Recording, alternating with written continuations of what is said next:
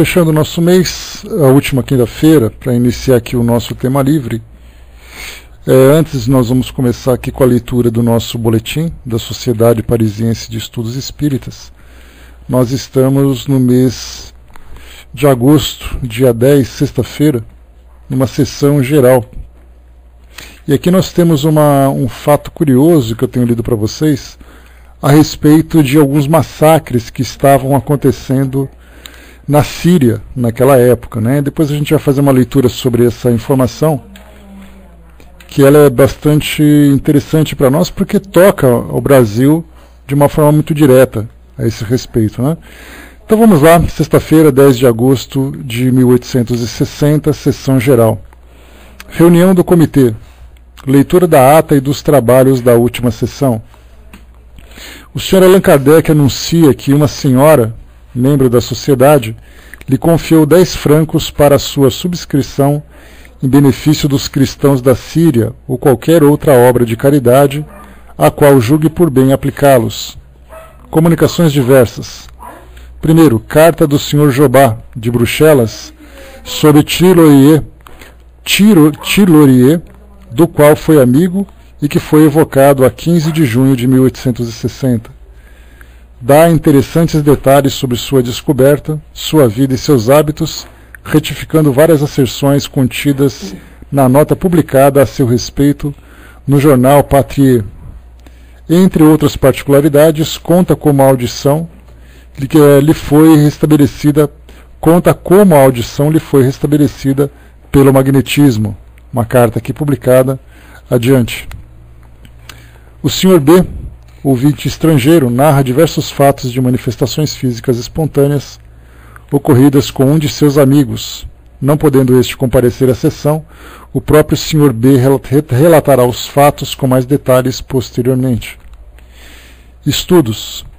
Primeiro, perguntas diversas e problemas morais dirigidos a São Luís a respeito da morte de Jean Liseroli, condenado no lugar do filho em 1793, devotando-se a ele para salvar-lhe a vida.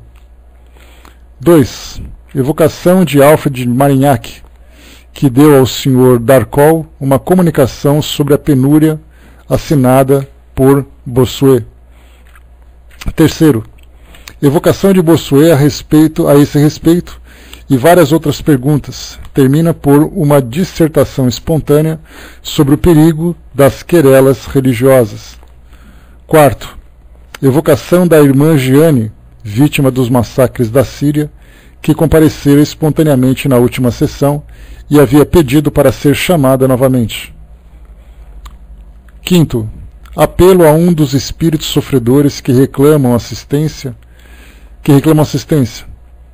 Um espírito novo se apresenta sob o nome de Fortuné Privat e dá detalhes sobre sua situação e as penas que sofre. Esta comunicação suscita inúmeras explicações interessantes sobre o estado dos espíritos felizes. E 6, ditado espontâneo sobre o nada da vida, assinada por Sophie Sweetshine, recebido pela senhorita Rouet. Esse foi então aqui o nosso boletim da Sociedade Parisiense de Estudos Espíritas. Pessoal, som ok, né? Obrigado. Vamos lá, então. Como eu falei para vocês, Kardec faz algumas menções aqui nos boletins do final de julho de 1860, início de agosto desse mesmo ano, sobre massacres que aconteceram na Síria, especialmente atingindo os cristãos. Então, para vocês, para aqueles que têm descendência árabe ou descendência síria ou libanesa aqui no Brasil, a migração desses povos começaram a surgir aqui no Brasil no início de 1870, né, no século XIX.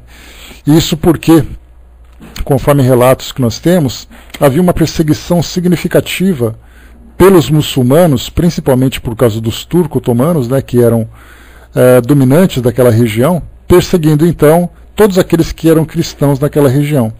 Então eu separei aqui um pequeno trecho que fala sobre a vinda dos imigrantes libaneses e sírios para cá, para o Brasil e relacionados principalmente com esse evento que aconteceu naquela época. Então, só para a gente ter uma ideia, o Hospital Sírio-Libanês aqui em São Paulo, que é uma das grandes referências de instituições hospitalares aqui na capital, o Hospital Sírio-Libanês, como o próprio nome fala, tem ali a fundação de uma libanesa, também com a participação de sírios, que vieram para cá, se estabeleceram e fundaram essa instituição, como também bairros aqui na capital, como por exemplo a 25 de março, onde nós temos muitas compras, né? Então a gente vê assim que o que aconteceu na Europa, que Kardec começava a relatar, o que aconteceu no Oriente Médio, que Kardec da Europa começava a fazer relatos, o Brasil começava então a participar também desse cenário. Só para a gente poder ter um pouco de conhecimento, eu vou ler para vocês aqui um pequeno artigo, aproveitando que nós estamos aqui no nosso tema livre, aí já traz um pouquinho de geografia, de história também, para a gente aprofundar um pouco o nosso conhecimento. Em 1964, a imigração árabe nas Américas completou seu primeiro centenário. O libanês Antub Shalani foi o primeiro imigrante que aportou nos Estados Unidos em 1864, vindo a falecer 2 anos depois.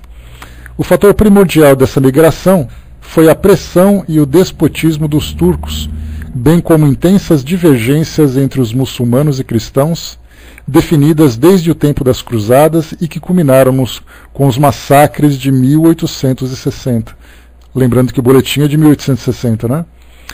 Todos esses fatores, seguidos de falta de segurança e pobreza geral, vieram a ajudar a renascer, no novo libanês, o espírito de aventura marítima de seus ancestrais.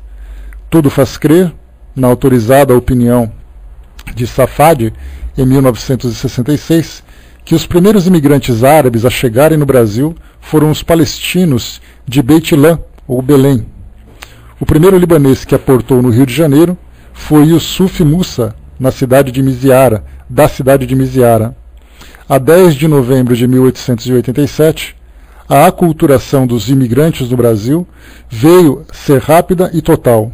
Muitos libaneses voltaram à sua terra natal, principalmente para Zali, a Nova Líbano, vivendo no bairro dos brasileiros, e sua principal avenida, Al-Suf, conhecida como Avenida Brasil. Isso aqui foi um trecho retirado do livro Médicos Sírios e Libaneses do Passado, do professor Dr. Carlos da Silva Lacaz, da USP. E ele continua aqui um trechinho agora que vai tratar desse assunto diretamente. Da inserção marcadamente urbana na Nova Terra, ao contrário de outros grupos anteriores provenientes da Europa Ocidental, e da imigração japonesa, os sírios e libaneses, também em contraposição a outras etnias, vieram por conta própria, o que por eles é referido orgulhosamente como prova inequívoca de um espírito altivo. Mais tarde, tal circunstância seria interpretada pelos porta-vozes da colônia como sinal de distinção em relação à massa de imigrantes de outras nacionalidades em geral, aqui aportados de forma subsidiada. A maior parte dos aqui chegados, decidiu pela imigração premiada pela precária situação econômica da terra de origem e pela inferioridade socio-religiosa dos cristãos, que de fato constituíam a grande maioria dos imigrantes. Numa sociedade predominantemente islâmica, em uma região, à época, integrante do vasto Império Otomano. Relembrando o clima vigente da região, Safadi, no livro Cenas e Cenários da Minha Vida, por exemplo, menciona que o fator primordial dessa imigração era a pressão e o despotismo dos imigrantes turcos, dos dominantes turcos. As divergências entre muçulmanos e cristãos, definidas desde os tempos dos cruzados, produziram convulsões internas no Líbano que culminaram nos massacres de 1860. O libanês naquela época, para descer a Beirute ou a Trípoli, era sempre molestado pelos muçulmanos dessas duas cidades. O Líbano, depois daquelas convulsões internas, ficou menor em área, conforme a Constituição de 1861, e continuou assim até depois da Primeira Guerra Mundial, desligado de Beirute, Trípoli, Saida e Sur, as 4 cidades-estados do Líbano antigo. A região Bobica, tendo Zali como capital, era dominado pelos muçulmanos xiitas, um lugar de contínua tensão e lutas fratricidas entre esses e os cristãos. Na Síria, as lutas entre muçulmanos e cristãos não eram menores. Na cidade de Homs, as lutas eram em maior escala. Os cristãos não tinham nem o direito de andar nas calçadas. Os primeiros sírios libaneses começaram a chegar no Brasil ainda nos anos 70 do século XIX. Todas as estatísticas a seu respeito são imprecisas, pois foram registrados como turcos, turcos árabes, turcos asiáticos, sírios ou libaneses. E aqui depois ele continua a história, né, mostrando aqui para nós que os maiores contingentes começaram então a surgir a partir de 1895. Então, como eu falei para vocês, né, o Hospital Sírio-Libanês aqui em São Paulo foi fundado para atendimento, né, de pessoas não apenas dessas nossas nacionalidades, mas também aqui no Brasil. Então ele foi fundado em 1865 aqui no Brasil, o Hospital Sírio-Libanês. Tá? Então isso aqui é um pouquinho de história, para a gente poder entender o contexto que acontecia naquela época, a grande preocupação que os cristãos da Europa tinham com os cristãos que viviam no Oriente Médio, que estavam sendo massacrados, né? E até hoje nós temos esse conflito que daquela época das cruzadas, que começaram a acontecer no início do século IX, ali por 1080, 1088, as primeiras cruzadas começaram ali. Então essa rixa que já havia entre cristãos e muçulmanos acontecendo naquela região ali que considerada, né, Terra Santa, e todo aquele processo de conquistas e reconquista entre aqueles povos, e isso gerava preocupação não apenas pela mídia, as pessoas preocupadas, mas as próprias instituições se mobilizavam para tentar ajudar esses cristãos, enviando, por exemplo, recursos para que eles pudessem sair da Europa, como falou para nós, sair daquela região do Oriente Médio.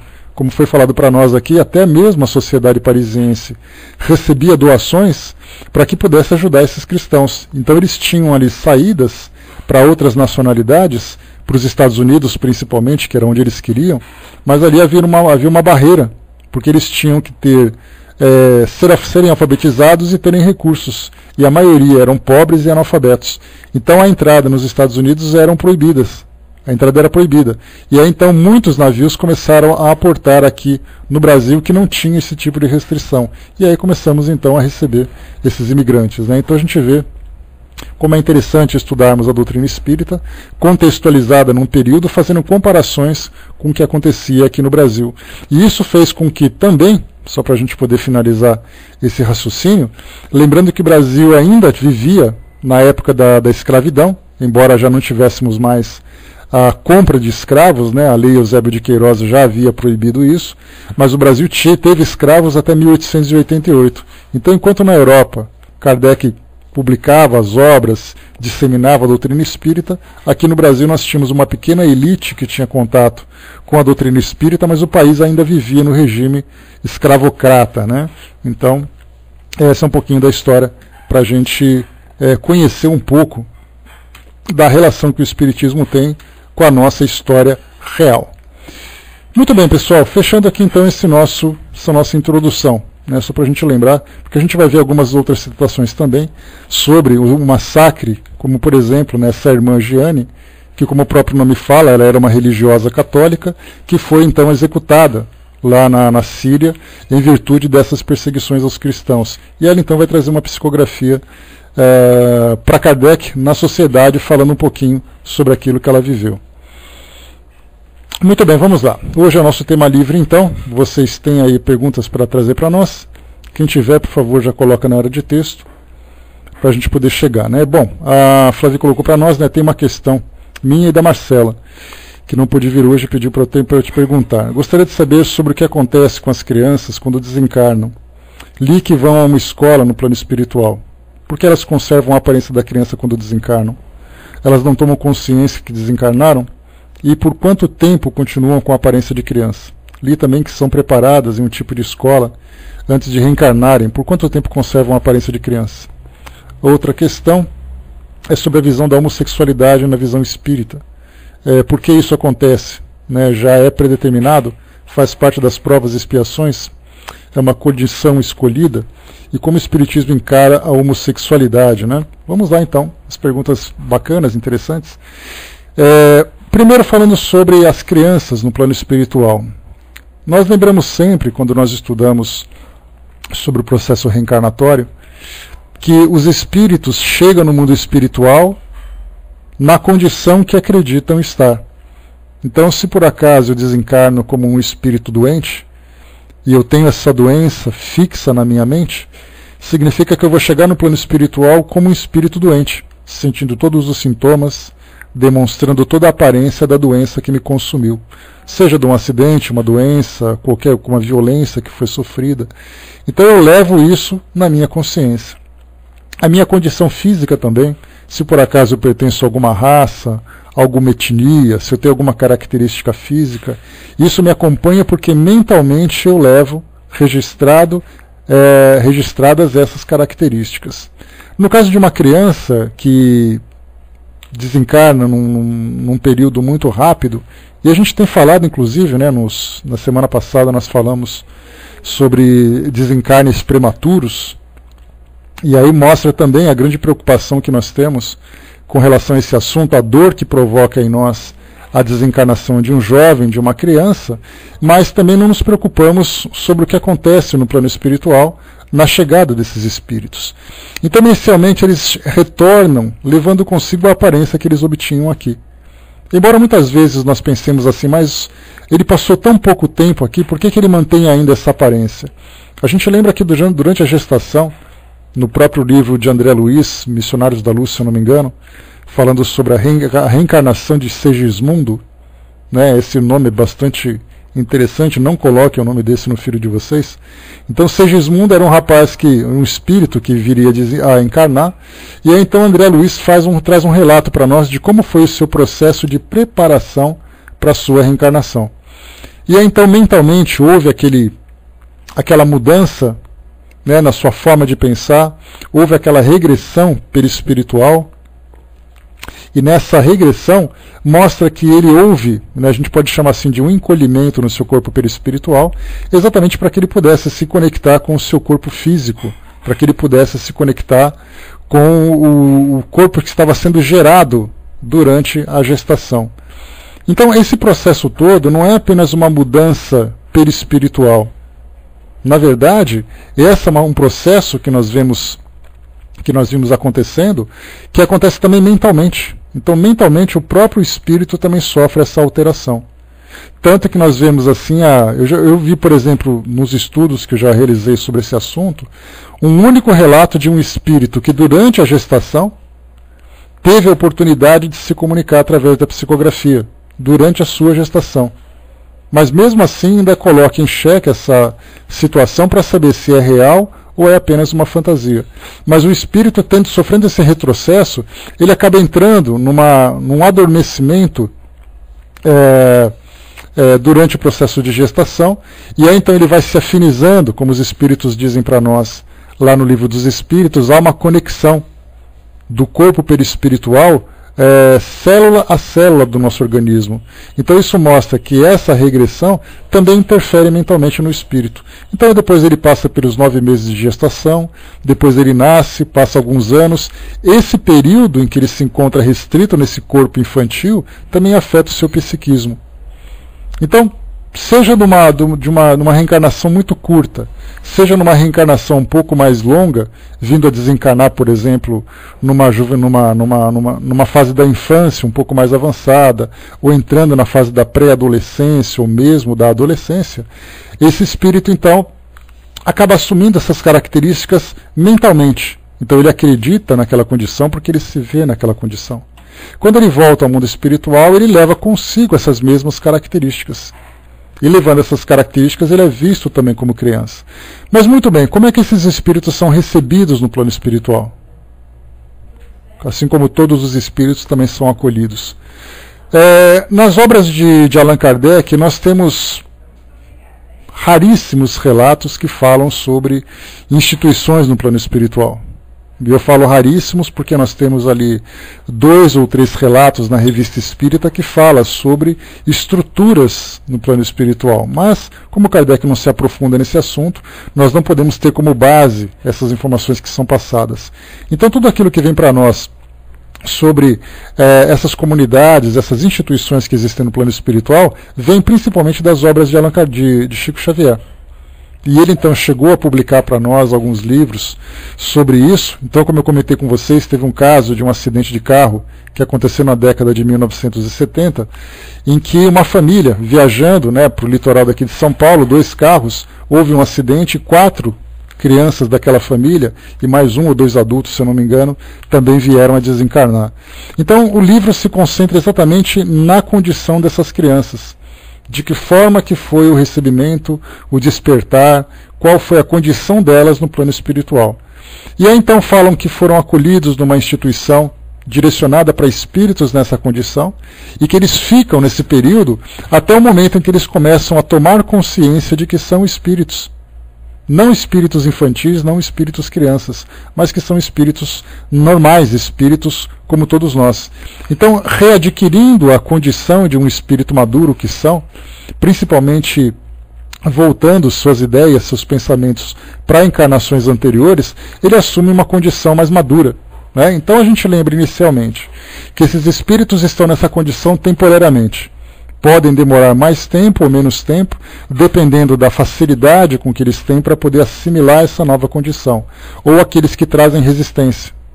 São muitos os espíritos que desencarnam nessa condição de crianças e passam durante muito tempo chorando, pedindo a presença dos pais, pedindo ajuda para poder voltar para suas famílias, e elas acabam não aceitando esse processo com tanta facilidade, mas que mais dia ou menos dia acabam aceitando, exatamente porque as lembranças começam a surgir, a memória começa a se reavivar, e aí então eles percebem que aquela condição que eles estão não é a condição adequada para a maturidade que eles possuem. Dentro dessa ideia das crianças, nós temos vários pontos a serem anotados. Né? Primeiro, por que um espírito passa tão pouco tempo encarnado aqui no mundo físico, enquanto que outros vivem durante décadas? Por que uma criança vive apenas uma década e meia, não passa disso? Exatamente o que os espíritos falam, de um modo geral, e quando a gente fala de um modo geral, significa que nem todos os espíritos cumprem essa regra, mas a maioria, de um modo geral, os espíritos vêm apenas terminar um compromisso que não foi devidamente quitado, ou vieram com um trabalho missionário muito mais direcionado aos pais do que a eles próprios. E direcionados aos pais significa que muitas vezes há a necessidade de um despertamento de um sentimento mais nobre nos pais, um sentimento afetivo, há a necessidade de uma conscientização dos pais. Esses espíritos podem estar vinculados ou não a essas famílias. Então, esse compromisso pode estar voltado para os pais, para a criança com os pais, ou apenas para a própria criança, sendo os pais os próprios missionários. Eu tive um relato na minha família em que uma criança nasceu, né, de um ramo distante da minha família. Uma criança nasceu e conseguiu ficar viva durante 2 ou 3 dias. Houve ali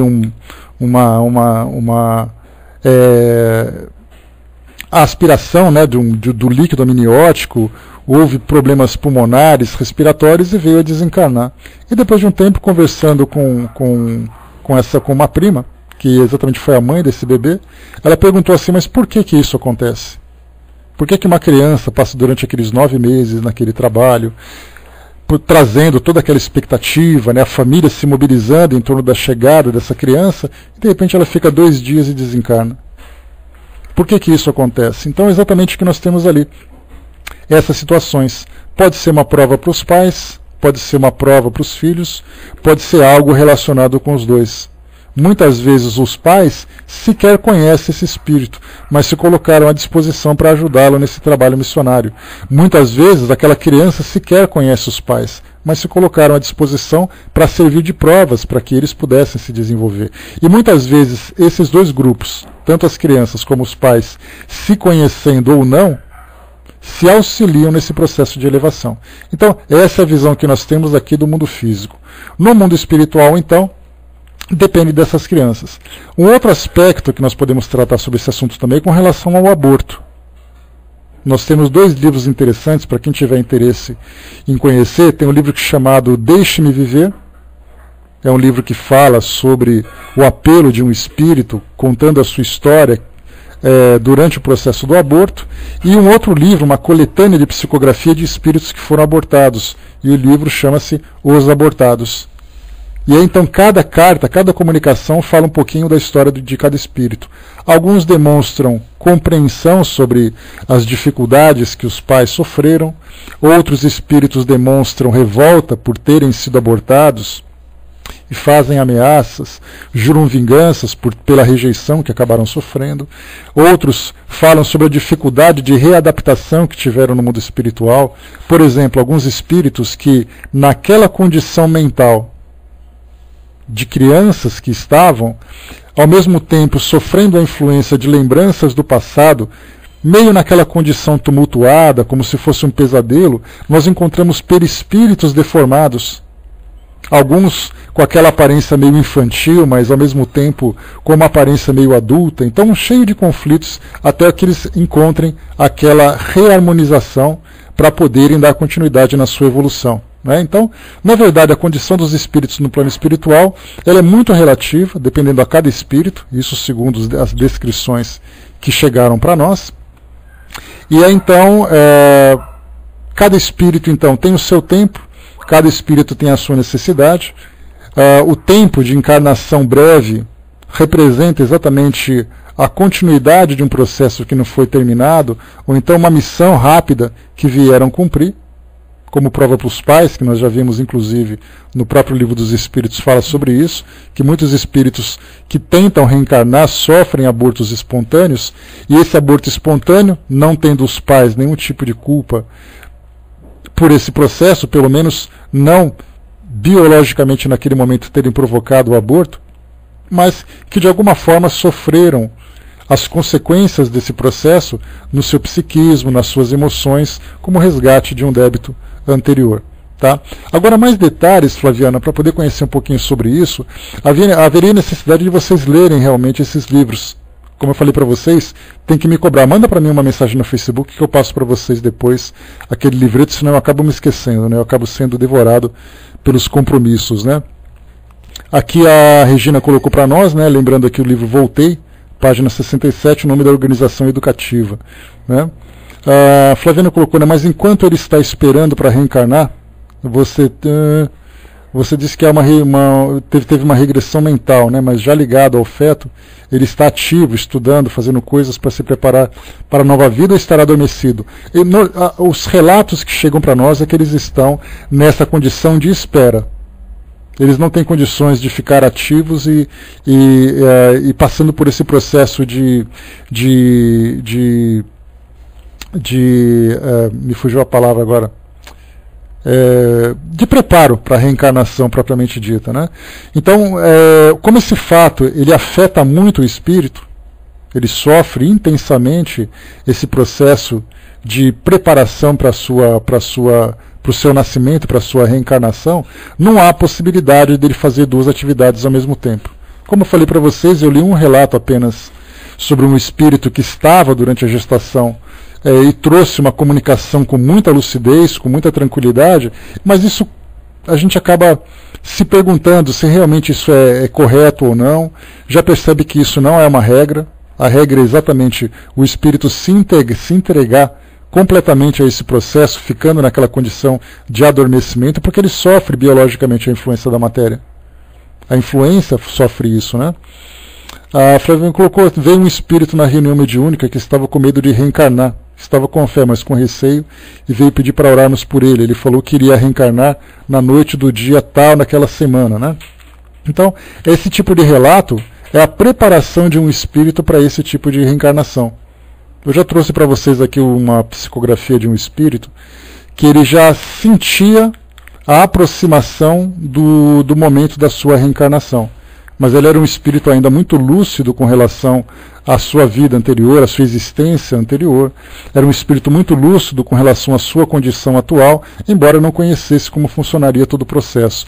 Mas no momento em que começa de fato a ligação do espírito com o perispírito, com o feto, com a mãe nesse caso, ele já começa a se desligar completamente das atividades que existem à sua volta. Porque nesse caso, ele sofrendo a interferência do processo de gestação, ele acaba então se desligando de tudo aquilo que diz respeito à vida espiritual, pelo menos de uma forma ativa. Tá? Esses são os relatos que nós temos. Como eu falei para vocês, a gente se baseia nas informações trazidas principalmente pelo Chico Xavier, né, que são várias psicografias que chegaram para nós, falando sobre a questão do porquê dos espíritos desencarnarem, né, tão brevemente, de que forma que eles chegam no mundo espiritual, quem são as pessoas que os acolhem, quais são as suas condições psíquicas. Porque muito mais pensarmos se eles são adultos, se eles são crianças, quanto tempo eles demoram para mudar de uma condição para outra, a gente tem que analisar a condição psíquica, que é a matriz de tudo. É o pensamento, é a mente dele, é aquilo que eles acreditam ser, que vão de fato, interferir na sua condição perispiritual. Nós temos alguns espíritos que ficam durante um tempo nessa condição infantil e já são preparados para uma nova encarnação. E isso quando o espírito não tem a necessidade naquele momento de estender a sua presença no mundo espiritual, a sua condição de erraticidade durante um prazo muito longo. Então mesmo naquela condição já são preparados para poder darem continuidade. Porque muitas vezes uma encarnação que eles tiveram aqui, ela foi breve apenas para o cumprimento de uma pequena etapa, voltam ao mundo espiritual já se preparando para uma nova encarnação. Então muita gente pergunta assim, mas qual é a média que um espírito ficaria no plano espiritual? Algumas pessoas diriam, pode ficar em média 50 anos, 80 anos, 70 anos, 100 anos. Isso simplesmente não podemos determinar, porque cada espírito tem ali o seu momento, tem a sua necessidade. E mesmo de modo geral, genericamente, não temos condições de fazer nenhum tipo de afirmação. Tá? Então nesse caso, como eu coloquei, né, resumindo tudo para nós, o espírito desencarna levando a sua condição psíquica. Nós temos espíritos infantis que desencarnam e rapidamente já assumem a sua condição de lucidez ou de maturidade espiritual. A gente não fala adulto, né, porque a condição de adulto ou infantil nós usamos para a condição biológica que nós temos aqui. Mas nesse caso, a condição psíquica de um espírito, ele pode ter mais lucidez ou menos lucidez com relação à sua condição. Cada espírito vai demorar um tempo muito próprio, muito particular, para poder alcançar essa nova condição e se prepararem para uma nova encarnação. Os vínculos que eles possuem com os espíritos, tanto encarnados como desencarnados, é um vínculo como todos nós temos, com espíritos que são familiares, espíritos amigos, até mesmo espíritos que são inimigos, também acabam se encontrando. Então, como tem um livro interessante do Hermínio C. Miranda, chamado Nossos Filhos São Espíritos. Ele é um livro, não é psicografado, é um livro que ele mesmo escreveu, a gente pode dizer assim que é um livro de psicologia, que ele chama a atenção dos pais para considerarem os filhos não como crianças, né, no sentido de imaturidade, de infantilidade, mas considerarmos como espíritos naquela condição temporária. E como espíritos têm ali compromissos, têm necessidades de orientação, de direcionamento para que possam se desenvolver. Então quando nós temos um livro como esse, que essa frase já é significativa, nossos filhos são espíritos, nós podemos dizer que todas as crianças são espíritos. Então, para quem tem, por exemplo, um bebê na família, por exemplo, pegando no colo essa criança, ou chega perto do berço, do carrinho, e fica observando o seu olhar daquele espírito. As suas expressões, o modo como ele olha, às vezes ele fixa alguma coisa. Nós percebemos que ali naquele corpo infantil nós temos um espírito encarnado, mas que pelo fato da sua condição neurológica não estar devidamente desenvolvida, ele fica alheio àquilo que acontece. mas com o passar do tempo, conforme o seu corpo físico vai se desenvolvendo, é como se o corpo físico oferecesse para ele cada vez mais uma janela cada vez mais aberta para que ele pudesse ter uma visão mais ampla a respeito do mundo. Por isso, então, ele vai se desenvolvendo psiquicamente conforme o seu corpo biológico vai se desenvolvendo. Mas esse desenvolvimento psíquico não significa que ele não tem uma bagagem intelectual junto com ele. Basta a gente lembrar, por exemplo, Jesus, quando nasceu, era uma criança. E como uma criança, sofrendo a interferência das leis naturais que regem esse processo de reencarnação, ele também ficou desligado durante um tempo do mundo espiritual, dentro da sua lucidez, até que houvesse condições de se manifestar como o espírito evoluído que era, ou como o espírito puro que era. Da mesma forma, nós temos, pegando, por exemplo, essas grandes personalidades da nossa sociedade, como no caso, por exemplo, Adolf Hitler. Todo mundo pensa Adolf Hitler como aquele grande monstro da sociedade que provocou aquela calamidade social no nosso mundo na Segunda Guerra, mas ele nasceu como um bebê. E durante aquele período também foi uma criança que ficou durante um tempo naquele período de alienação, até que ele pudesse se desenvolver. Kardec traz para nós, por exemplo, uma informação interessante sobre um crime que aconteceu, e esse crime que nós já lemos nos boletins da sociedade, mostra um jovem de 10 ou 12 anos, eu não me recordo exatamente qual é a idade dele, que brincando com outros garotos, se eu não me engano na Inglaterra, ele acabou prendendo outros garotos num grande baú, e essas crianças vieram a desencarnar. Ou seja, elas foram assassinadas. E esse espírito, esse garoto, foi condenado pelo crime que ele cometeu.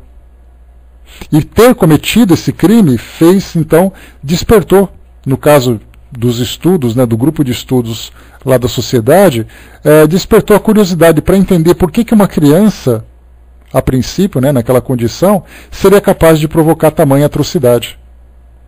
E aí então, o que mostrou para nós foi exatamente que esse espírito, embora estivesse naquela condição infantil, ainda trazia toda a sua bagagem moral, de instintos, de tendências, de violência, e como foi colocado para nós, também por São Luís, respondendo a essa pergunta de Kardec, mostrou que era um espírito primitivo evoluindo a partir de uma condição inferior, de uma condição mais primitiva.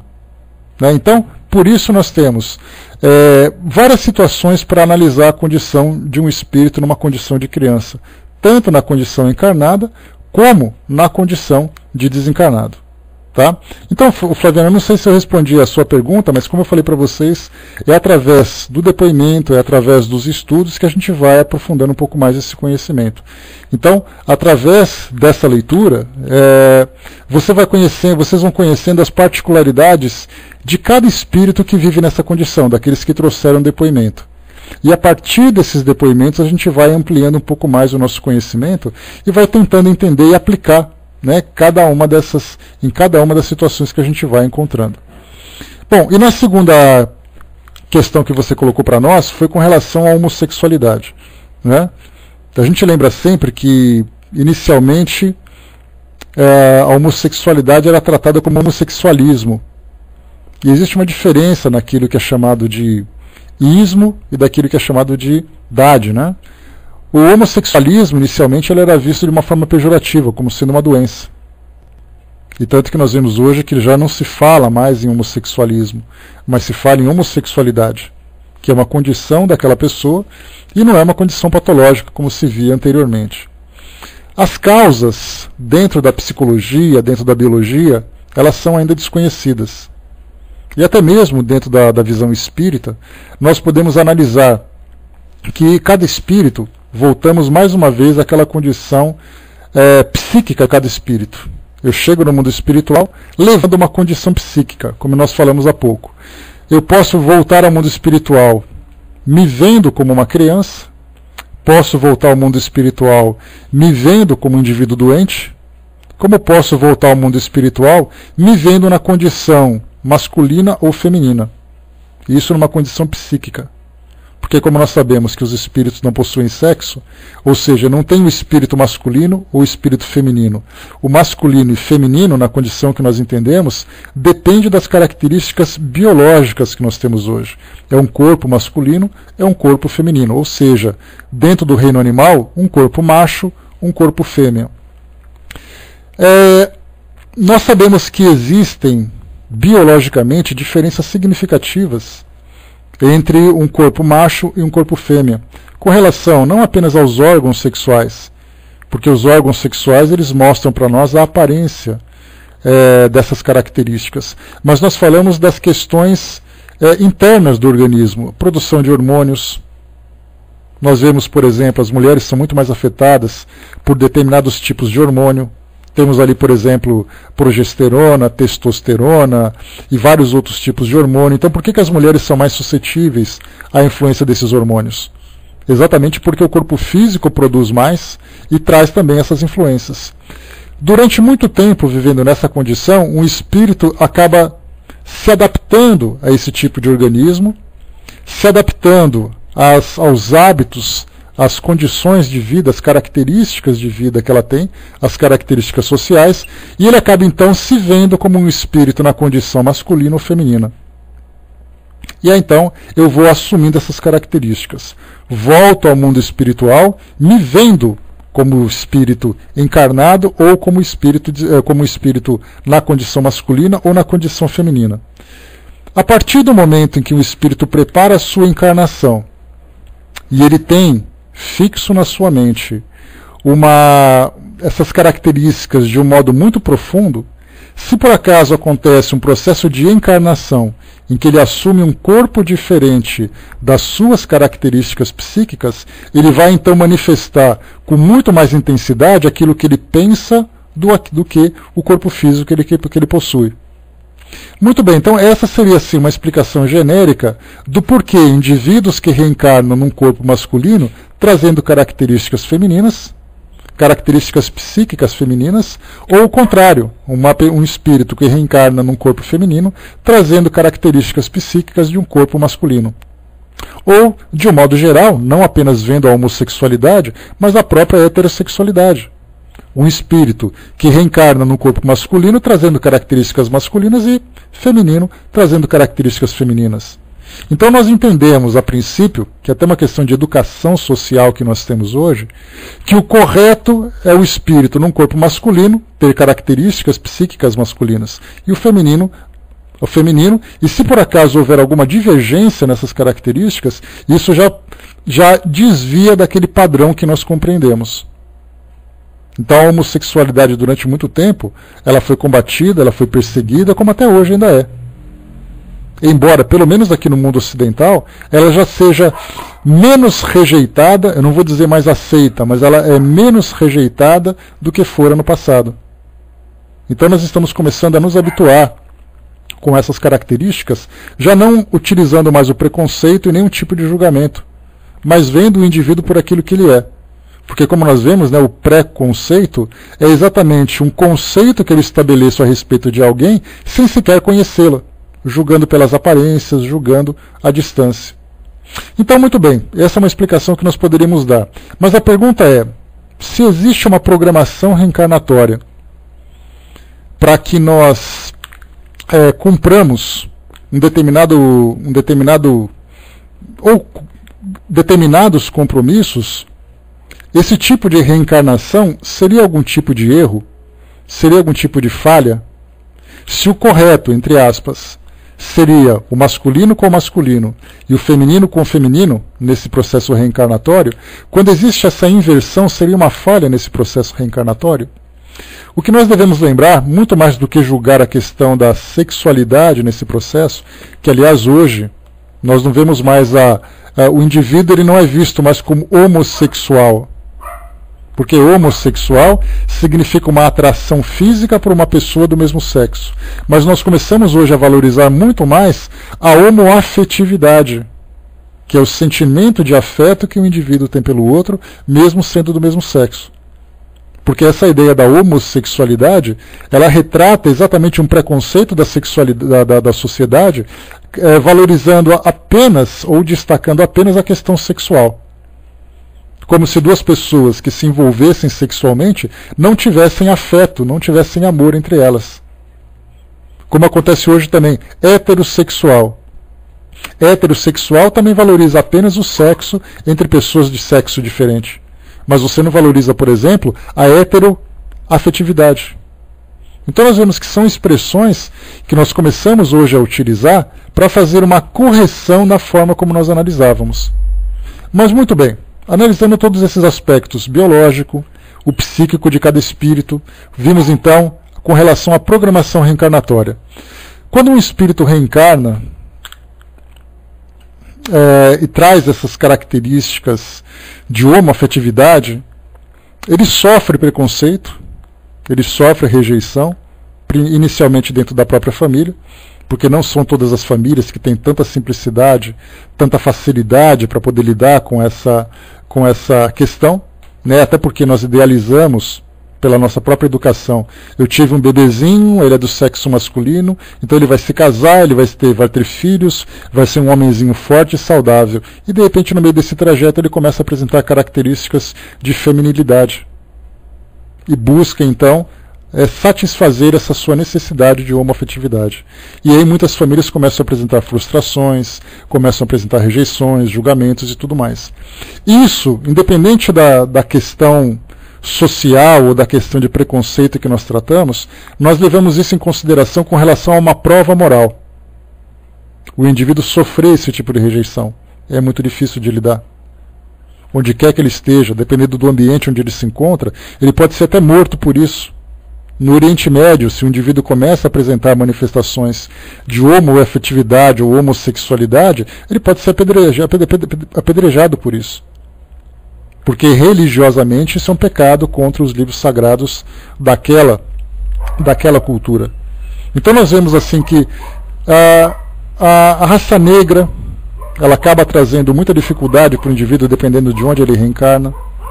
Aqui no Brasil nós temos uma miscigenação cultural muito grande e ainda assim nós temos essa questão. Se o indivíduo é da raça branca, se ele é da raça negra, se ele é disso, se ele é pobre, se ele é rico. Então nós vemos que são provas que o indivíduo sofre. Mas o importante a gente é sempre que ele não reencarna para sofrer. Ele reencarna para aprender.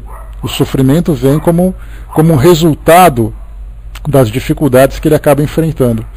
Então hoje na doutrina espírita é muito comum, quando nós encontramos nos trabalhos, principalmente de atendimento fraterno que nós temos, são muitos indivíduos que escrevem para nós, tanto do sexo masculino como do sexo feminino, falando das dificuldades que têm nos seus relacionamentos. Porque não conseguem encontrar felicidade, não conseguem encontrar um parceiro que consiga satisfazer as suas carências afetivas. E aí, então, a primeira resposta que nós damos é que, muitas vezes, entre heterossexuais, isso também acontece. Não são todas as pessoas que são heterossexuais que conseguem encontrar o amor da sua vida, ter um casamento perfeito, um relacionamento perfeito. Então, quando falamos em afetividade, isso é um problema que todos nós enfrentamos pelo modo de vida que nós temos hoje, baseados no interesse, na sensualidade, no egoísmo e tudo mais. Pessoas falam sobre rejeições que sofrem em suas famílias por terem essas características de homoafetividade. Muitas pessoas perguntam o que o Espiritismo pensa a respeito do casamento entre homossexuais. E a nossa resposta é exatamente essa. A doutrina espírita não tem a preocupação com relação à sexualidade. A doutrina espírita tem a preocupação com os valores morais que são desenvolvidos e são vividos pelas pessoas. Se nós pensarmos, por exemplo, quer dizer então que somente casamentos entre homossexuais são casamentos fracassados e heterossexuais são plenamente felizes? Nós sabemos que não. Então, na verdade, nós não levamos em consideração a sexualidade. Levamos em consideração a moralidade. Porque nós temos muitos casamentos homossexuais envolvidos em traições, envolvidos em agressões físicas, agressões morais, agressões até muitas vezes voltadas para a promiscuidade sexual entre um casal. Então vemos assim que homossexualidade ou heterossexualidade não é uma garantia de moralidade. O que vale a moralidade é que a forma como um indivíduo se relaciona com o outro, em qualquer situação, em qualquer circunstância, e em qualquer grau de afinidade dentro de uma família, entre amigos, entre colegas, entre profissionais, entre todos os ramos. Então, por isso que a doutrina espírita é analisar o indivíduo, a forma como ele pode se desenvolver. Deixa eu ver aqui, pensei que poderia ser proposital também, que o espírito pudesse planejar o corpo que favorecesse a passar por aquela prova, expiação, resgate. Também pode acontecer, Flaviana, muitas vezes um espírito, eu me lembro de ter lido um relato uma vez, que mostrava que era um indivíduo, um homem, que tinha uma tendência à promiscuidade sexual. E ele viveu durante muitas encarnações sempre falhando nessa mesma prova. E então a opção que ele fez, a sugestão que ele propôs, foi exatamente reencarnar num corpo feminino para que ele pudesse viver outras experiências para valorizar muito mais a sua afetividade, os seus sentimentos, as suas emoções, do que propriamente a sexualidade. E quando ele reencarnou, ele nasceu no corpo de uma mulher trazendo tendências masculinas. Porque ele não conseguiu ainda se desapegar daquela condição, porque é um processo difícil. Isso traz muita dificuldade quando nós temos enraizado na nossa mente uma determinada característica de personalidade. Muitas vezes nós demoramos várias encarnações para nos depurarmos dela. E aí temos essas características também, falando, por exemplo, de nós temos indivíduos que trazem uma característica masculina, mas com um espírito com características femininas, não de sexualidade, mas de sensibilidade. E aí nós temos, por exemplo, muitos se falavam sobre Chico Xavier. Será que Chico Xavier é homossexual? Será que ele não é? E aí, nesse caso, nós estamos analisando com a pobreza da capacidade que nós temos de ver apenas a questão sexual e não vermos a sensibilidade. Então fala assim, né, como se fala dentro da cultura oriental, aquelas energias, né, do yin, do yang, característica masculina, feminina. Então temos ali homens que são extremamente sensíveis para a arte, são sensíveis para as situações, para as experiências que ele vive, e nós temos mulheres também que, embora sejam mulheres, são muito fortes na sua personalidade. Então elas trazem características masculinas na personalidade, enquanto que homens trazem características femininas, ou vice-versa. O homem com característica masculina é aquele homem chamado, né, a gente pode dizer assim, aquele homem macho, como se diz popularmente, ou aquela mulher muito feminina. Então nós vemos ali que são polaridades que vão se apresentando de acordo com as características, né? E tem até o bissexualismo também, que nesse caso é a mesma coisa. São pessoas que trazem ainda esses conflitos de sexualidade, porque na verdade ninguém vem para errar no campo da sexualidade.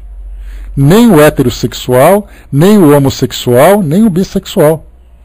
As experiências que aparecem para nós, elas são, na verdade, desafios morais. E esses desafios morais, assim, eu tenho desejo de, mas eu tenho que pensar, se eu der vazão para esses desejos, quais serão as consequências sobre mim e sobre as pessoas que sofrerão as lesões afetivas que eu provocarei.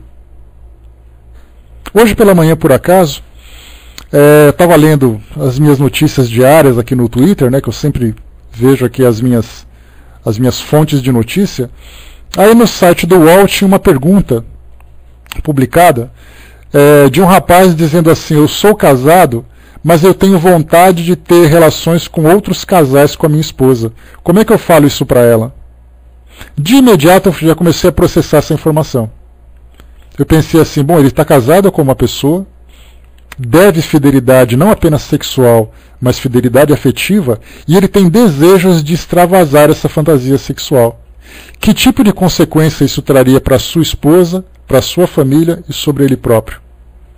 Então, na verdade, esse instinto, nós temos dois instintos que são extremamente poderosos sobre nós. É o instinto da sexualidade e o instinto da violência. Isso porque, primitivamente, nós alimentávamos essas características. Nós nos reproduzíamos com muita facilidade, como acontece no reino animal como um todo, e nós utilizamos a violência com muita facilidade para poder defender os nossos interesses. Então, se nós dermos vazão a esses tipos de característica, nós certamente voltaremos à nossa condição primitiva. Tem um psiquiatra muito famoso aqui no Brasil, chamado Flávio Gicovati. Você já deve ter ouvido falar, já participou de novelas, tem programa na televisão, e ele é muito esclarecedor nas suas orientações. E numa das palestras que eu cheguei a ouvir dele, ele falava exatamente sobre sexualidade. E ele falava assim, a sexualidade, por incrível que pareça, ela está muito ligada à agressividade que nós temos. Tanto que nós temos aquela coisa de morder, de bater, de arranhar, de gritar, de xingar. Por que tudo isso? Porque nós começamos a alimentar a nossa necessidade de prazer com o extravasamento da agressividade que existe em nós. Então podemos ver isso, que isso é uma característica natural. Só que com o passar do tempo a gente vai se desenvolvendo moralmente, se desenvolvendo na nossa sensibilidade, e nós vamos deixando essas práticas primitivas e vamos transformando essa energia sexual na energia criativa, na energia do amor. Então nós vemos isso, que com o passar do tempo nós vamos domando esses instintos. Então esse é um grande problema que nós vemos hoje no nosso mundo, principalmente provocado e instigado pelas fantasias, pelas informações relacionadas com sexualidade.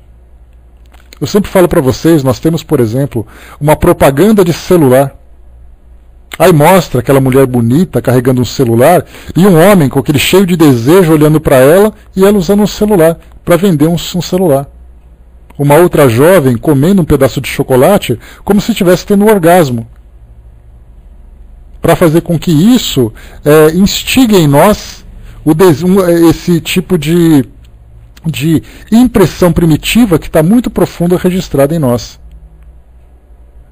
Por isso, então, é importante que nós sempre observemos a evolução do nosso mundo diretamente relacionada ou proporcionalmente relacionada com a evolução moral de todos nós. E nós vamos mudando, então, essas características. Então, tudo isso começa inicialmente pelo nosso psiquismo. Depois ele se desenvolve pela nossa racionalidade, que nós vamos então domando esses instintos, domando essas tendências primitivas, e isso, através desse equilíbrio psíquico, nós começamos então a agir em todos os campos do desenvolvimento espiritual, seja nesse campo da homossexualidade, da bissexualidade, da violência, das doenças, porque essa questão psíquica também entra nas doenças, nós já chegamos a falar sobre isso. Que o indivíduo, na verdade, ele não é doente. Então não existe o doente, aliás, não existe a doença, existe o doente. Então o indivíduo que tem um desequilíbrio psíquico provoca no seu organismo um desequilíbrio que se transforma em doença. Então, na verdade, a mente é a chave de tudo. Uma mente equilibrada, como diz aquela frase clássica, né? Mente sã, o corpo são. Então essa mente sã, ela tem que buscar essa saúde mental em todas as questões. Da sexualidade, da saúde, da moralidade, da violência, em tudo. Quando nós começamos a evoluir nesse quesito, tudo começa a dar certo. Beleza? Vamos lá, deixa eu ver o que foi colocado aqui em cima. A Silvia tinha colocado para nós aqui um pedacinho. Deixa eu ver o que você colocou, Silvia. Espera um pouquinho só. Antes disso também aqui em cima. Tá. Então vamos para o que a Silvia colocou para nós aqui, só para fazer um comentário já atrasado um pouquinho. Meu sogro faleceu com quase 60 anos. Tinha uma aparência dessa idade. Um dia apareceu para mim como uma aparência jovem. Eu não o conhecia assim. Passou seu recado para a esposa e partiu. Quer dizer que o próprio espírito pode modificar a aparência física? Aparece como quer ser visto? Esse também é um detalhe interessante, Silvia, que mais uma vez a gente entra dentro desse campo do psiquismo, né, em que nós produzimos aquilo que nós acreditamos ser. A gente lembra que a experiência no mundo físico, ela é demonstrada pelas rugas, né? Então, quanto mais rugas, quanto menos cabelo, ou quanto mais cabelos brancos o indivíduo possui, quer dizer que ele é muito mais experiente, quer dizer que ele é muito mais desenvolvido, evoluído. Essa é a visão que nós temos, exatamente porque nós consideramos a experiência vista a partir do calendário. Quanto mais tempo de vida ele tem, mais experiência ele adquiriu. No mundo espiritual, essa decadência orgânica que nós vemos através da idade, ela não é valorizada como nós valorizamos aqui no mundo físico. Então o fato de eu ter desencarnado com 60, com 70, com 100 anos de idade, não significa que eu espiritualmente deseje manter essas características. Porque, como eu falei para vocês, a nossa vida começa então a entrar na decrepitude, que é exatamente essa fase de decadência das energias orgânicas que a gente tem. Então, quando você começa a partir dos 70 anos, já começa a surgir exatamente nas características físicas as doenças, as dores, as limitações. A pergunta é, eu chegando no mundo espiritual, por que eu manteria essa característica? A menos que eu veja que isso seja importante para mim, pela mensagem que eu desejo transmitir. Mas quando você chega no mundo espiritual, um indivíduo que retorna ao mundo espiritual e se adapta, ele é naturalmente rejuvenescido psiquicamente. E esse rejuvenescimento reflete no seu perispírito. Se eu vou para o mundo espiritual levando essas características de doença, de sofrimento, eu vou ser aquele espírito decadente, com aquela aparência de sofrimento, de dor, de velhice. Se eu chego no mundo espiritual e falo assim, graças a Deus eu me livrei daquele corpo físico doente, não preciso mais dele, eu me sinto outro. No momento em que ele fala eu me sinto outro, naturalmente ele já começa a apresentar essas características. Algumas vezes, motivados por ambições da sensualidade, nós vemos indivíduos dizendo assim, já que eu posso modificar o meu perispírito pelo meu pensamento, quando eu chegar no mundo espiritual eu quero ser bonitão, fortão, atraente, etc e tal, né? A pergunta é, mas para que o indivíduo quer isso no mundo espiritual? Ele quer continuar sendo sedutor no mundo espiritual, mesmo se livrando das impressões da matéria? Aí isso mostra exatamente um espírito ainda na condição inferior. Por isso, então, de um modo geral, nós nos apresentamos numa idade madura, numa idade adulta, porque é exatamente assim que nós nos vemos, mas aquele adulto saudável, não aquele adulto doente. A Silvia colocou, né, não tem a ver com a felicidade por ter desencarnado. Exato, essa felicidade ela é rejuvenescedora. Por isso que eu falo para vocês, eu me sinto feliz por ter deixado, eu não sou mais aquele corpo doente, aquela aparência feia que eu tinha, cheia de dor, cheia de curva, cheia de problemas, não sei o que, eu me sinto outro. É essa felicidade, essa satisfação de chegar no mundo espiritual numa condição nova que faz com que ele se sinta realmente renovado. E aí a sua aparência se torna mais rejuvenescedora. Agora, nós sabemos sempre que para poder fazer com que essas aparências vão se transformando pela vontade do espírito, ele precisa ter conhecimento para isso e precisa ter necessidade. Da mesma forma que nós temos espíritos inferiores que desencarnam, quando nós somos inferiores, naquela condição de espíritos perturbados, espíritos obsessores, muitas vezes eles transformam as suas características naquela aparência aterradora para mostrar exatamente a força que ele possui. É uma forma dele dizer assim, olha como eu sou poderoso, olha como eu passo medo em você. Ou como eu provoco medo em você. Seja entre os encarnados, seja também entre os desencarnados. Para os encarnados ele se materializa, ele se manifesta. Se materializa não, né? Se manifesta através da vidência, né, dos canais mediúnicos, exatamente para provocar o terror naquelas pessoas.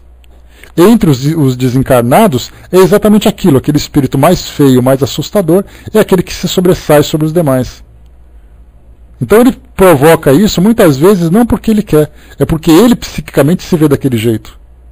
Agora, entre os espíritos mais evoluídos, nós temos aquele espírito que, por exemplo, já aconteceu numa manifestação interessante, uma criança veio a desencarnar, na nossa visão uma desencarnação precoce, porque nós não esperamos que uma criança não cumpra aquele programa a longo prazo que normalmente nós desejamos cumprir.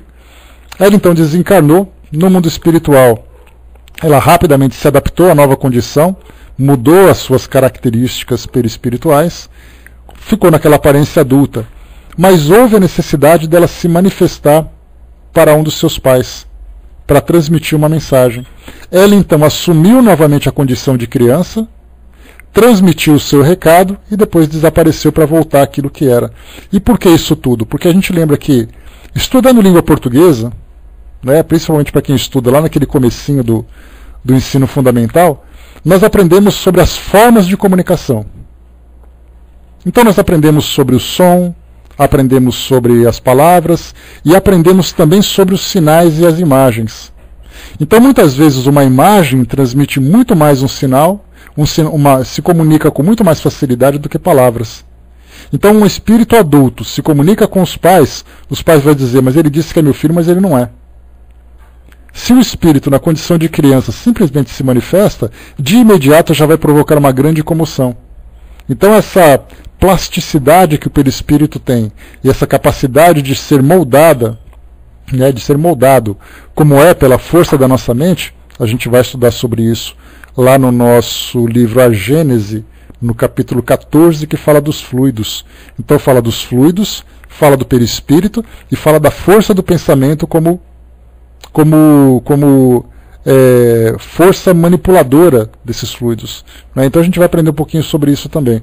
Então, nesse caso, os espíritos sempre mantêm aquela aparência, né, de um espírito adulto, de um espírito saudável, porque exatamente essa maturidade espiritual que ele tem se reflete naquela sua condição. Mas tem ali as exceções, que cada espírito tem ali características muito particulares e objetivos muito particulares para poderem assumir essa ou aquela aparência. Muitas vezes, dependendo para quem ele se manifesta, aquela aparência daquele ancião sábio é muito mais interessante do que ele aparecer rejuvenescido. Então imagine, por exemplo, um espírito que é muito sábio, muito conhecedor no mundo espiritual, que está naquela condição de instrutor, precisa conversar com outros espíritos jovens que chegaram. Jovens no sentido de recém-chegados ao plano espiritual. Aí eu apareço com aquela condição de barba branca, aquela aparência mais idosa, de imediato eu já imponho um respeito pela minha aparência. Então tem espíritos que veem isso uma necessidade. Então cada um utiliza ali características de acordo com aquilo que precisa fazer. Mais alguma coisa, pessoal? Temos mais 5 minutinhos só para tirar alguma dúvida que vocês tiverem. Bom, falamos hoje sobre essa aparência no mundo espiritual, sobre crianças no mundo espiritual, sobre a homossexualidade na visão espírita. O que mais que nós temos para tratar? Lembrando sempre, né, que a doutrina espírita ela tem uma abrangência muito grande, né, e para que a gente consiga compreender exatamente qual é a visão dela que ela tem a respeito de cada questão, sobre cada situação que nós vivemos hoje, é importante que nós tenhamos um estudo aprofundado sobre esses assuntos. Nós não podemos responder questões complexas com frases simples. É importante conhecer esse corpo doutrinário. A Marcela pediu para falar sobre a Terra como mundo de regeneração, né? Então, o mundo de regeneração, como o próprio nome já fala, ele fala sobre um indivíduo regenerado. Essa regeneração ela vem principalmente dentro do campo moral. Porque se nós trazemos os nossos conflitos, os nossos desequilíbrios, a regeneração vem exatamente pela condição de equilíbrio que nós podemos assumir. Então a Terra, o mundo de regeneração que nós já entramos, segundo aquilo que os Espíritos dizem para nós, não há, por exemplo, um prazo para isso, não há uma data marcada de quando isso começou. Nós podemos especular, por exemplo, para nós espíritas, nós poderíamos dizer que o mundo de regeneração começou com a chegada da doutrina espírita. Com o trabalho de Allan Kardec, começou então a mudar as características do nosso mundo. Para os católicos, trouxeram para nós a aparição de Maria, de Nossa Senhora, lá em Fátima, em Portugal, em 1917, se eu não me engano.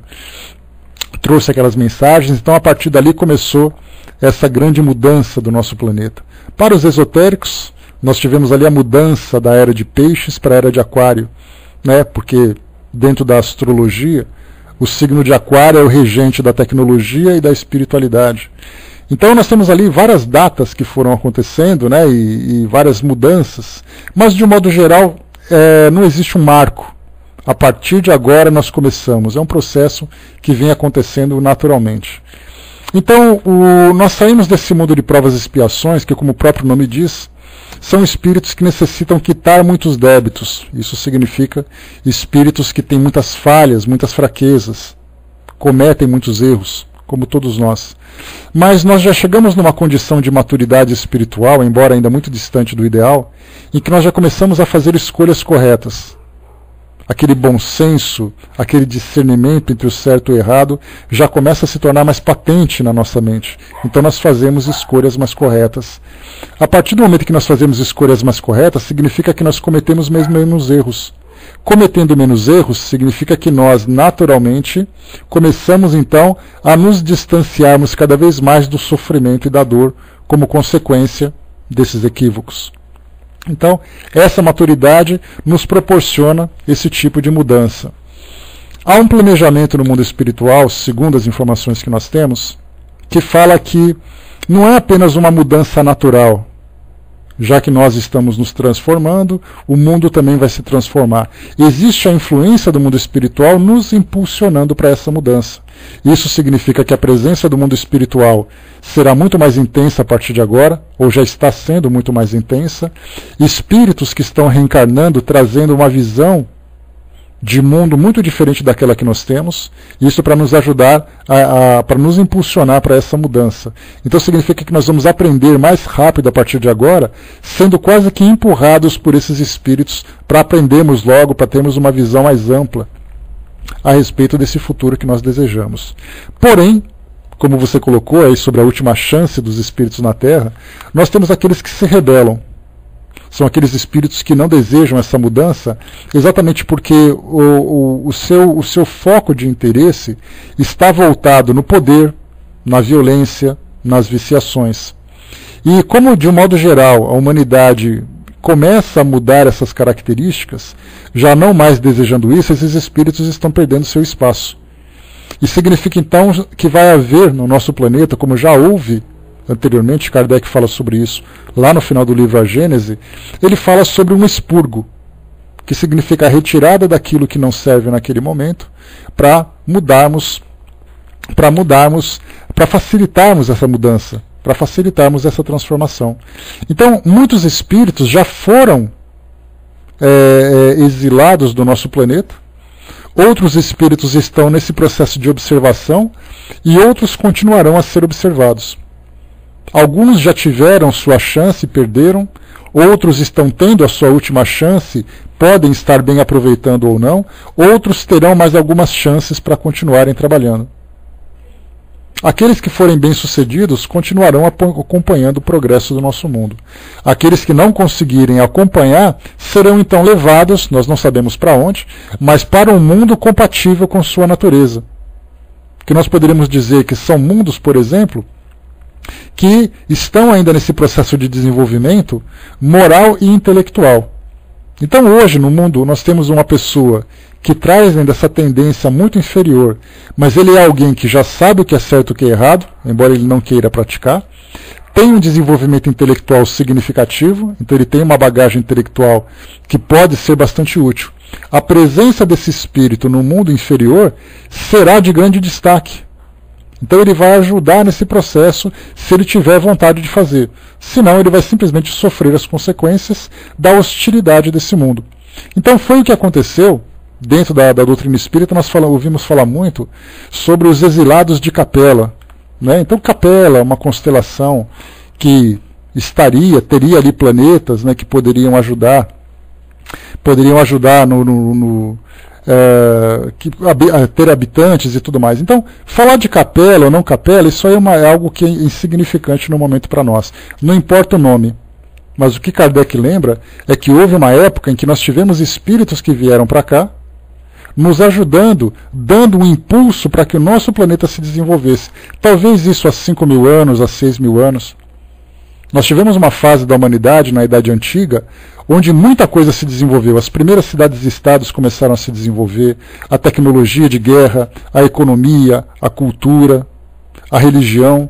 Muitos aspectos da nossa sociedade começaram a se desenvolver de um modo muito mais intenso. Então nós podemos supor, é uma suposição naturalmente, que foi a presença desses novos espíritos que, embora eles não servissem mais naquele momento para ajudar no mundo que eles viviam, eles seriam úteis nesse mundo agora.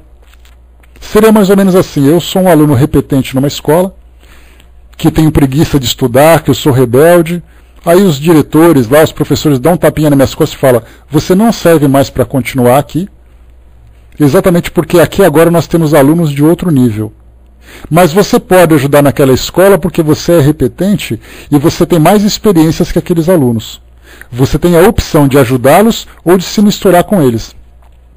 E aí eu digo assim: bom, já que eu estou sendo expulso daqui temporariamente, ou estou sendo exilado temporariamente daqui, se eu fizer um bom trabalho naquela escola, eu posso voltar para cá. Essa é a condição? Exatamente, essa é a condição. Então eu aceito essa nova proposta.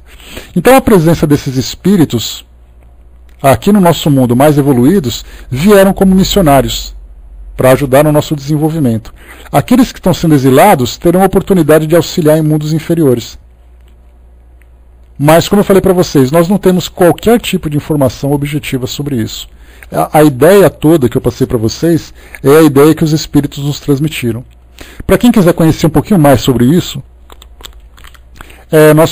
vocês podem ler o livro Transição Planetária, que foi psicografado pelo Divaldo Franco, de Manuel Filomeno de Miranda, que ele fala principalmente sobre essas grandes catástrofes que estão acontecendo no nosso mundo, envolvendo questões da natureza, catástrofes naturais, e o livro foca principalmente naquele tsunami de 2010, eu sempre confundo se é 2010 ou 2001, mas naquele início do século XXI, lá na ilha de Sumatra, onde mais de 300 mil pessoas desencarnaram.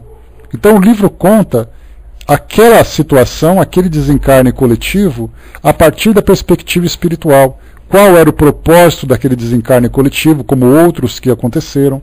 Quem eram os espíritos que estavam desencarnando? Quem eram os espíritos que estavam trabalhando, auxiliando naquele processo de resgate? Quem eram os espíritos que estavam reencarnando aqui no nosso mundo para ajudar nesse processo de mudança? Então esse livro Transição Planetária fala muito bem sobre isso e traz mais esclarecimentos. Tá? Então, de modo geral, Flavio, essa é a ideia que nós temos do mundo de regeneração. Felizes de nós, se conseguirmos colocar em prática esses valores, lembrando que não é a doutrina espírita que vai salvar a humanidade, mas são os valores morais de cada religião sendo bem absorvidos, que vão proporcionar para todos nós que estamos aqui encarnados, mais conhecimento e maiores condições de nos desenvolvermos. Enquanto isso, a gente vai acompanhando a mudança do mundo e não apenas recebendo os benefícios dessa mudança, mas também colaborando para que ele possa mudar. Essas mudanças virão na cultura, nas ciências, na estrutura social. Então, o mundo regenerado será um mundo que trará equilíbrio em todos esses aspectos. Nós teremos, por exemplo, as nações vivendo em mais harmonia, mais igualdade social, as doenças serão superadas pelas descobertas científicas.